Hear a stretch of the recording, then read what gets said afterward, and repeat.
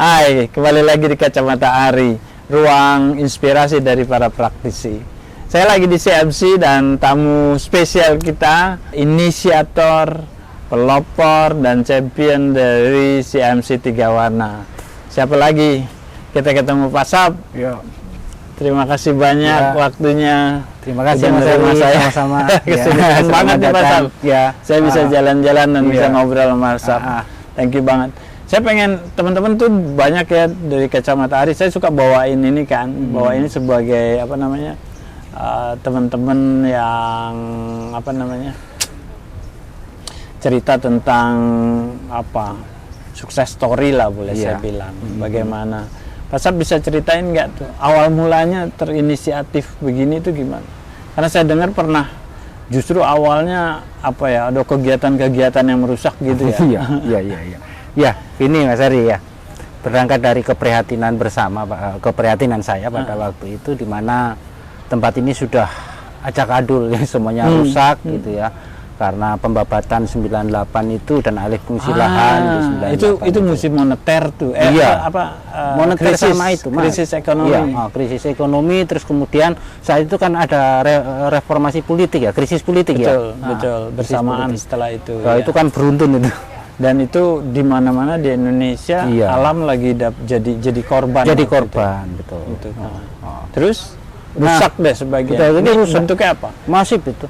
Jadi orang itu langsung datang begitu babat-babat kemudian dikuasai gitu ya Mas. Ada alih fungsi menjadi lahan pertanian, ada yang nanti di rawa-rawa itu jadi tambak, di lahan mangrove itu jadi tambak. Sementara mangrove-nya sendiri habis tuh total dibabat. Penguasaan lahan. Penguasaan lahan. Berarti penebangan di 98 ya, 99 ya. Sampai 2004. Sampai 2004 itu saya melihat ada sesuatu yang berubah secara signifikan gitu. Nah, saya yang pertama itu ditandai dari ikan karang, keragaman ikan karang ini kok mulai nurun gitu ya. Bahkan semakin berkurang. Tapi memang perambahan itu dulu ada pengaruh juga ke laut. Oh iya Mas, gini Mas. Barisan laut itu kan ada 4 Mas. Jadi ada yang namanya paling belakang itu adalah terumbu karang ya. Kemudian di depannya lagi ada padang lamun, depannya lagi ada mangrove, kemudian hutan pantai. Betul. Ketika perambahan tadi kan hutan ini habis nih, mangrove ini habis. Dua barisan penjaga pantai ini habis. Lah, maka titik tekan terhadap padang lamun dan terumbu karang ini semakin berat kan. Lah sementara lamun ini di pantai selatan kan lemah. Jadi barir terakhirnya terumbu karang. Nah, sementara terumbu karang itu sensitif banget. Jadi ketika kena sedimen itu ya, kena lumpur, dia mati. Jadi zooxanthella yang melapis pertumbuhan karang mati. Itu ada karangnya pada saat krisis tadi jadi bagiannya ikan-ikan. Biasanya kan waktu itu juga pengeboman. Iya, gini Mas, ketika krisis itu pengerusakan itu tidak hanya di darat, tapi seiring berjalan waktu laut pun juga seperti itu. I see. Jadi potasium, jadi penangkapan ikan dengan potas untuk orang cari udang, cari ikan hias, terus kemudian bom itu marah. Itu masif ya. Dan kemudian stop Pak Sabtoyo melihat di 2004 ini mulai ada tanda-tanda itu keragaman ikan karang berkurang. Saya tidak tahu penyebabnya apa pada waktu itu, udahlah. Saya tahunya tanda itu aja. Kemudian tanda kedua itu tentang kualitas air, ketersediaan kualitas air. Air bersih. Air bersih.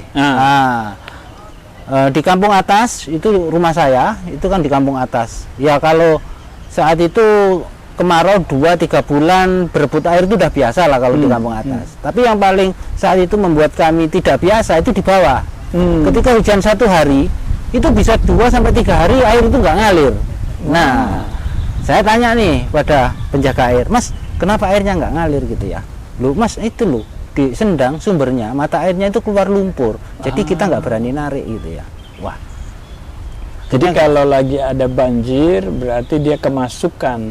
Jadi kan lumpur itu nimbun ya, nimbun. Kemudian mata air keluar. Itu bisa jadi dikarenakan mangrove-mangrovenya udah hilang. Sedimen karena hutannya hilang. Ya, hutannya hilang. Sedimennya turun. Masuk ke Sendang. Sendang itu mata air, teman-teman. Iya, mata air ya. Mata air. Di sini. Nah, ketika itu ketika kena hujan begitu, otomatis kan kayak semburan mata air ini kayak nyembur lumpur gitu loh, Mas. Iya. Loh, di situ jadi berlumpur, akhirnya nggak berani nyedot. Dan di situ Pak Sap mulai sadar nih ada yang enggak benar. Ada yang nggak benar. Ada pengaruh terhadap lingkungan akibat dari perambahan tadi. Iya. Terus apa yang dilakuin? Saya eksplorasi, Mas. Jadi saya lihat sama anak saya yang pertama itu, kalau nggak salah itu kelas SMP kelas 1 kalau nggak salah. Masih muda. Bawa motor keliling-keliling, ada apa nih? Woi, ternyata semua hutan udah habis. Nah, saya waktu itu berasumsi aja jangan-jangan ini masalahnya kan gitu kan. Gitu. Ya. Jadi itu bareng anaknya yang berarti kalau SMP sudah kelas umur 13 lah ya. 12 tahun. Kalau ingat saya itu kalau nggak SMP kelas 6 lah dia. Terus dia eksplorasi areal ini, terus ambil inisiatif apa, Pak? Wah, waktu di Cilongop itu akhirnya kok muncul niat ngomong sama dia. Nduk, dia bilang gitu. Ayah mau fokus ngurus tempat ini. Gitu ya. Loh, kok dia teriak-teriak nangis, Mas. Saya nggak tahu apa yang ada di dalam benaknya. Dia nangis di situ. Apa dia bilang? Dia bilang, emangnya siapa yang salah? Kenapa ayahku harus ngurus barang seperti ini gitu. Nah, ya udahlah, nanti karena kondisinya rusak sebenarnya hutan mangrove. Iya. Terus inisiatif pertama Pak Sabtoyo apa yang saya nanam aja, Mas. Jadi di rawa-rawa itu kan tidak semuanya dikuasai ya. Kalau di rawa yang bekas mangrove itu kan sebagian besar masih ada lahan yang tidak dikuasai. Itu yang bisa ditanami, saya tanam. Jadi lahan yang tidak dikuasai oleh perambah atau ditinggal saya tanam. Itu ditanami. Betul. Dan itu banyak kan memang yang di daerah rawa-rawa sebelumnya, rawa-rawa. Jadi nanam bibitnya itu kan ada sisa-sisa tebangan yang lama itu, ya ada beberapa pohon itu sisa saya ngambil dari situ. Jadi masih ada dari mangrove yang tersisa diambilin, ditancepin, kemudian mulai tumbuh. Itu di 2004. 2005, Mas. 2005. 2005 hampir akhir ya. Terus dari periode 2005 terus tuh nanam terus. Nanam terus kan saya sudah berburuk sangka nih terhadap tetangga-tetangga ya. Artinya ini kan teman-teman lagi rame-ramenya nebang kan, memperluas lahan, ngelola lahan hasil jarahan itu ya. Akhirnya nanam sendiri. Saya coba sampaikan ke teman-teman saya di kota, Mas, ayo ke Sendang Biru ya, nanti tak antar main-main ke pantai, tidur di rumahku, nanti mangan di rumahku gitu ya seadanya. Nah, ketika dia datang ke sini, tak ceritain, tak bawa ke lokasi itu, tak ajak nanam gitu. Dia mau gitu. Dia mau. Tapi saya nggak pernah ngajak teman-teman yang di kampung karena pikiran saya tak ajak juga nggak mau lah. Gitu karena di sini semua rata-rata masih euforia nyari ekonomi dari segala bentuk kegiatan apapun yang dianggap mau legal atau tidak legal dia lakukan ya saat itu ya. Gitu, jadi kalau keren banget tuh teman-teman. Pak Sap, ingat saya makanya dianugerahkan Kalpataru Jawa Timur ya. Iya. Seingat saya sebagai perintis ya. Perintis lingkungan. Oke, itu yang mungkin story tadi itu yang menyebabkan beliau dihargai dari Jawa Timur sebagai Kalpataru Jawa Timur ya.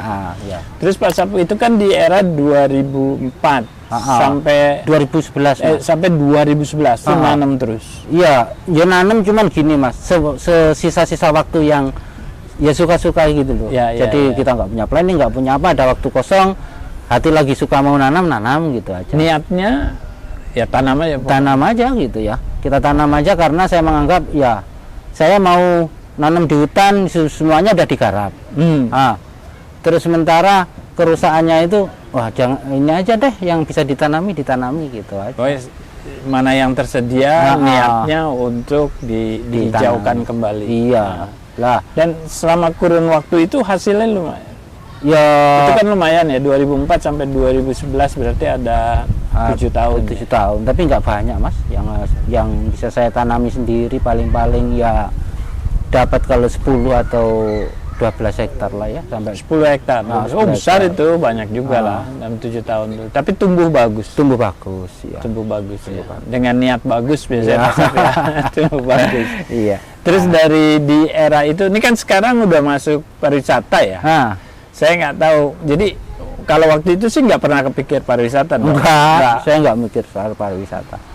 Jadi kapan tuh Mas? Jadi kalau saya bilang di masa tadi ya 2004 2005 ke 2011 tuh masa peralihan ya, apa penanaman kembali gitu ya. Kemudian 2011 2012 itu saya mulai Mas. Pada waktu itu saya ada sama Pak Lurah, ya Pak Lurah Sudarsono sama Pak Haji Umar, itu kelompok nelayan. Saya dibilangi, ayo ke kota, ke Malang gitu ya. Ngapa bilang gitu kan. Oh, udahlah nanti tak tidurin hotel gitu ya. Tak tidurin hotel. Oh, kamu itu terus di hutan aja, yuk ke sana. Nah, saya ikut. Bener nih, dimasukkan di hotel saya. Wah, benar saya tidur hotel nih.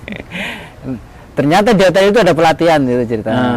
Pelatihan yang diadakan Dinas Kelautan Perikanan Provinsi, namanya itu pelatihan Pokmaswas Jawa Timur. Pokmaswas. Kelompok Ya, itu masyarakat di pengawas. Kementerian Lingkungan Kementerian Perikanan, Kelautan. Kelautan. Ya, tugasnya Pokmaswas itu adalah menjaga sumber daya kelautan. Nah, gitu ya. Lah di situ, wah ini kok cocok gitu ya. Ini kok bisa mengakomodir apa niat yang jadi niat saya. Wah, akhirnya saya semangat. Kemudian saat itu pulang dari pelatihan langsung kita nemuin, katanya di sini udah ada Pokmaswas gitu ya. Temuin, saya bicara baik-baik sama pengurusnya, waktu itu ada 2 orang gitu ya, bendahara sama ketua. Gimana Pokmaswas, ceritakan, katanya Pokmaswas belum bisa bergerak, kita nggak ada anggota, kita adanya cuman ketua sama bendahara aja. Oke lah, kita coba bantu deh, kita cari anggota, nanti kita bergerak lah sesuai dengan fungsinya Pokmaswas yang ada di sini gitu ya.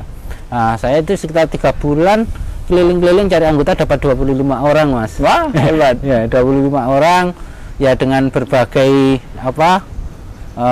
percakapan yang mestinya juga nggak mudah, akhirnya dapat 25 kita lapor Pak Lurah, sudah Pak Lurah dapat 25 orang ya gitu. Terus kemudian tak kontak pengurus yang sudah lama, kita kumpul di balai desa, yuk kita tata cara kerjanya. Nah, saat itu saya menyampaikan hasil pelatihan saya, tugas pokok fungsi Pokmaswas itu gitu kan, ke 25 orang sama pengurus lama tadi. Walhasil ya semuanya pengurus pada mundur Mas, nggak ada yang mau. Pengurus lama juga mundur. Lah ini operasionalnya dari mana ya, nggak ada. Ini kelompok masyarakat volunteer. Nah, kita ini diadu sama tetangga, diadu sama teman, nggak ada operasional. Ya akhirnya udah mundur, yang saya ini mundur alasannya mana sibuk ngurus pekerjaan, ini sibuk ngurus kerjaan, udah mundur, nggak ada yang mau ya jadi pengurus. Nah, ketika nggak ada yang mau jadi pengurus, saya bilang 3 bulan ini kerja ini, kalau kita nggak jadi ini gagal nih, 3 bulan ini sia-sia pekerjaan. Udah, akhirnya saya memberanikan diri, nawarin diri, ya gimana kalau semuanya nggak berkenan jadi pengurus, ya saya jadi ketua, saya mau gitu ya. Ya, gimana teman-teman mau atau enggak? Ketuanya saya mau. Ya mau, akhirnya jadi ketua. Diri lah, nah, daripada ini bubar nih, mendingan saya ngajukan diri aja. Setelah mau, teman-teman baru di situ kita berjalan berkelompok, berprogram gitu loh Mas. Di bawah bimbingan Dinas Kelautan Perikanan Provinsi dan Kabupaten. Itu selama 2012 sampai dengan sekarang itu Pokmaswas masih tetap eksis. Masih jalan. Wah, hebat. Ya. Nah, terus kalau kita ngomong pariwisata nih, Pak Sabtoyo, itu dimulainya di era kapan terpikir? Kita tidak pernah memulai, Mas. Nggak pernah memulai. Tidak pernah memulai pariwisata itu. Jadi ceritanya itu ujung-ujung ketika nanam-nanam itu kan kita punya anak muda nih yang kuliah ya. Si Lia, Theo sama si Ferik itu. Lah dia bawa temannya gitu loh. Lah tahun 2014 itu ujung-ujung banyak orang datang gitu Mas. Mau kita apain ini orang datang banyak ya. Nah, akhirnya kita tata, diajak nanam gitu. Alasan orang datang mau ke pantai. Ke pantai. Menarik nih pantainya. Iya. Belum terpikir pariwisata. Belum. Kemudian mereka diajak nanam. Iya.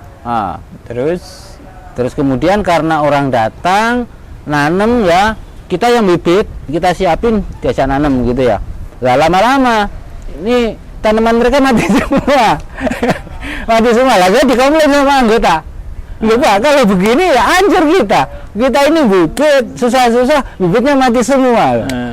Karena kita kurang pengalaman. Kurang pengalaman. Kita ajak anak muda-muda itu musyawarah. Ya apa ini? Gini gimana? Oh gini aja Pak. Dia usul dijual aja bibitnya biar dia merasa bayar bibit itu nggak gratis sehingga dia nanti nanamnya hati-hati gitu ya. Ternyata akhirnya kita jual dari 1.000, 2.000 naik jadi masih banyak yang mati. Dinaikkan lagi jadi 6.000 sama anak-anak itu. Ya udah jualan bibit 6.000 gitu. Walhasil jual bibit 6.000, kemudian diantar nanam 6.000 diantar nanam gitu ya. Mendingan kalau yang nggak berkenan udah main aja deh, nggak usah beli bibit gitu ya. Nah, yang main ya biar main, yang memang mau beli bibit ya kita antar nanam gitu ya. Nah pas itu tahun 2015 tepatnya bulan Mei, ternyata saya salah. Ternyata saya salah. Saya harus dibawa ke Polres. Saya harus mempertanggungjawabkan itu semuanya karena ada pihak lain yang menuduh saya bahwa saya masuk kawasan tanpa izin, kemudian saya melakukan pungli. Nah, pungutan. Pungutan liar. Dengan cara itu ya, yang dulunya saya pikir benar-benar aja. Iya. Saya ini kelompoknya dibentuk pemerintah, aktivitas di lahan pemerintah. Kemudian kita berinovasi, kita jualan bibit kan bagi kami hal yang biasa menurut saya. Betul. Ternyata ini dari sisi hukum juga salah gitu ya. Iya. Oke. Jadi ada proses lah ya. Iya.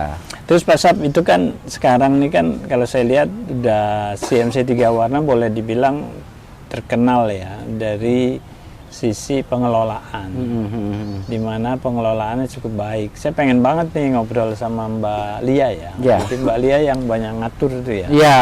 Kalau dari sisi itu ya. Iya.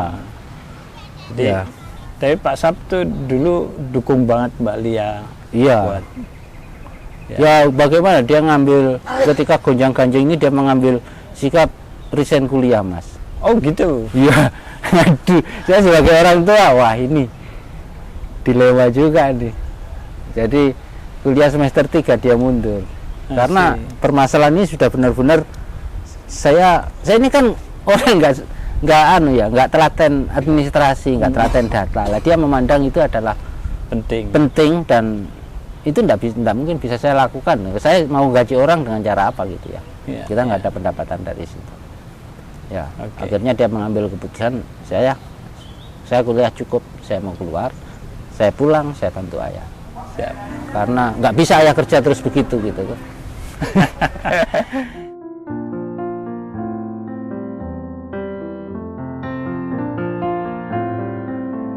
Mbak Lia juga lagi menuju ke sini untuk kita ngobrol-ngobrol teman-teman. Ini sesinya spesial, jadi kita boleh dibilang di atas 2013 tadi ya. Berarti 2014 kita mulai bicara pariwisata ya. Mulai di ya situ. Kita nggak paham soal pariwisata ya. Saat itu masih nggak paham ini pariwisata. Yang penting bagaimana orang datang ini ditata supaya nggak merusak apa yang sudah kita bangun gitu aja Mas prinsipnya. Oke. Baik teman-teman, kita tunggu kehadiran Mbak Lia.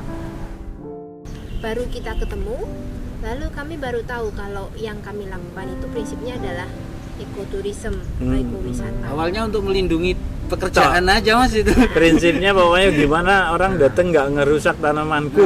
Gitu.